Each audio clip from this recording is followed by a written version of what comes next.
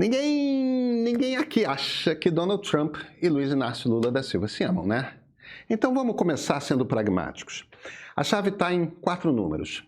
O que aconteceu com as exportações brasileiras para os Estados Unidos em agosto de 2025, primeiro mês do aumento de tarifas? Caíram. E não caíram pouco, 18,5%, quando comparado com o mesmo mês em 2024.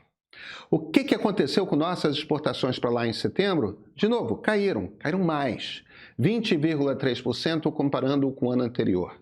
Então o Brasil se ferrou, né? Olha, mais ou menos. Não foi bom, mas aí entram outros 2 números. A balança comercial brasileira ficou positiva 1,2% em agosto, sempre comparando com o mesmo mês em 2024, e positiva em 12% no mês de setembro. As pessoas no Departamento de Estado, elas sabem fazer conta. O Brasil, 20 anos atrás, precisava dos americanos para ficar positivo nessa conta. Não precisa mais. Produtos como café, como carne, que são os que estão sofrendo o maior impacto, eles encontram rápido outros compradores. Claro, isso não vale para todos os mercados. A indústria calçadista tem muito mais dificuldade nessa busca de novos mercados. Para eles é mais demorada. Só que isso é uma crise no setor, não no Brasil. É uma crise em Franca, em Sobral, em Novo Hamburgo, mas não no país inteiro. Veja, o superávit brasileiro seria maior se o comércio com os americanos estivesse normal. Mas vamos ver o troço do ponto de vista do governo americano, porque eles têm 3 desafios simultâneos e que não são difíceis de conciliar. O primeiro, ter um superávit comercial com todo mundo. Querem vender mais do que compram. É uma cabeça econômica meio mercantilista, coisa de 3 séculos atrás, mas tudo bem, Trump é isso. O segundo propósito é vencer a China em inovação e crescimento. A China é seu grande adversário. Essa é uma disputa mais complicada, mas não tem problema. É a meta estabelecida, direito deles. E por fim, terceiro, restaurar a doutrina Monroe. As Américas, o hemisfério ocidental, são uma área de influência de Washington e aqui ninguém tasca. A gente poderia fazer uma crítica dizendo que Donald Trump pensa comércio com a cabeça do século XVII, geopolítica com a cabeça do século XIX e ainda não entendeu que a disputa com a China não é nem tecnológica nem comercial, é de eficiência de regime. É se um capitalismo selvagem de Estado é mais capaz de produzir e distribuir riqueza do que uma democracia liberal. Como Trump tampouco acredita em democracia ou liberalismo, bem, seria pedir demais. A crítica não importa.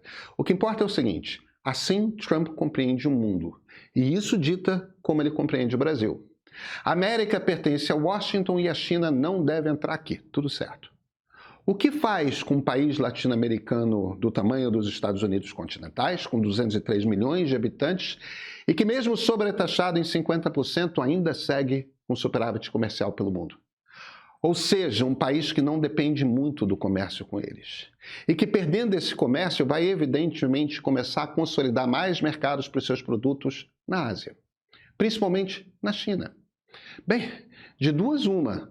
Ou entra em guerra para subjugar, ou negocia. Não tem outro caminho. A conversa de Trump com Lula é simplesmente isso. O comércio brasileiro sofreu um baque com a perda de 20% das suas vendas por causa das tarifas de Trump. 20% lá. Mas a consequência maior da punição não é ferrar com a economia brasileira, é forçar uma aproximação do nosso país com a China. E não esqueçam de um dado fundamental nessa equação. Eles têm superávit, os americanos. A conta de quanto compramos e quanto vendemos para os caras é negativa para nós. Então vira um raciocínio que é mais ou menos assim. Quanto custa gostar de Jair Bolsonaro? Quanto custa fazer um favor pessoal utilizando-se do peso total da economia americana? No fim desse redemoinho, tudo é isso. Numa mão, sacrificar a relação com a maior economia da América Latina, portanto a peça mais importante para reinstalar a doutrina Monroe. Essencialmente, convidar a China a ocupar esse espaço no coração da sua área de influência, com todas as aspas devidas do delírio trumpista. Na outra mão, fazer um favor para o compadre Jair Bolsonaro, sacrificando sua visão de mundo ideal. Desculpa, Bolsonaro, mas dessa vez não deu. É que o favor sai mais caro do que essa Casa Branca aí está disposta a pagar. Mas isso não é para a esquerda achar que está tudo céu de brigadeiro para os seus planos eleitorais, tá?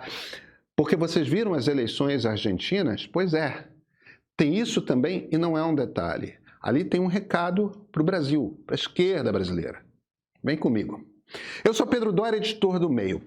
Antes de a gente continuar, deixa eu te perguntar uma coisa. Você sabe o que é o Meio Premium? É o nosso plano de assinatura que te dá acesso a toda a nossa produção em vídeo e texto. Sabe toda a nossa grade no YouTube? Isso é só a entrada.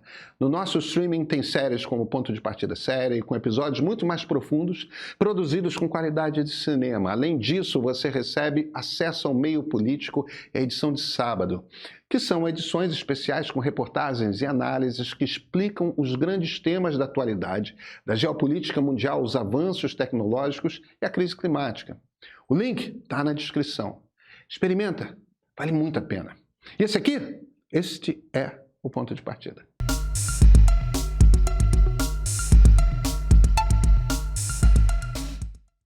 Vamos entender o que Javier Milei fez? Em dezembro de 2023, a inflação anual argentina estava em 211%. Inflação nesse nível, olha, é uma desgraça. E as maiores vítimas são os mais pobres. Sabe aquela coisa, uma inflaçãozinha não faz mal a ninguém da Dilma? Pois é, às vezes perde o controle. A esquerda desenvolvimentista acredita nisso. E 40% dos argentinos estavam abaixo da linha da pobreza. Desemprego 5,7%, que não é ruim. Mas entenda-se isso no contexto de 40% da sociedade muito pobre. Milei chegou e saiu cortando gastos do governo como quem não vê amanhã. Os salários foram achatados, a moeda despencou, a inflação foi no chão.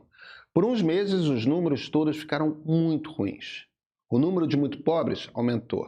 Mas aí as coisas reassentaram. Abaixo da linha da pobreza, hoje, 38%. Quase a mesma coisa, um tico menor. Indigência, ou seja, fome, caiu de 12% para 8%. Não é irrelevante, não é gigante. Desemprego aumentou para 7,9%. Mas, de novo, num contexto em que há menos fome e um tico menos de pobreza. Os funcionários públicos perderam 15% do seu poder de compra. O argentino médio perdeu 6%. A vida na Argentina está apertada e difícil, embora as contas públicas tenham melhorado bastante. O governo está sem caixa e acaba de ganhar uma boia de salva-vidas de Donald Trump. Vai ser suficiente para cruzar o deserto e sair com uma economia capaz de retomar o ponto em que já teve lá atrás? Não. Mas ontem, nas áreas mais de esquerda, mais tradicionalmente peronistas, mesmo nelas o partido de Javier Milei venceu.